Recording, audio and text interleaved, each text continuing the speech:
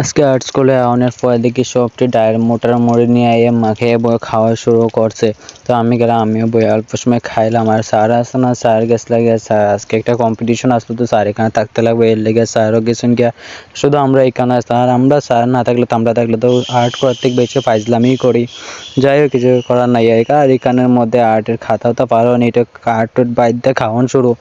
তারপরে আয়া পড়ছি ক্লাস সারিয়া বাড়ির কিনারে, বাড়ির পাশে আওয়ার পরে রাস্তার মধ্যে চাইয়া দেখি রাস্তার এই বেহাল অবস্থা, হাঁটার কোনো অবস্থাই নেই। হাঁটটা গেলে এদিকে রাস্তা দিকে না চাইয়া হাঁটলে উল্টা পাল্টা বয়ে কোমর টোমর একদম ভাইঙ্গা যাবে এই অবস্থা।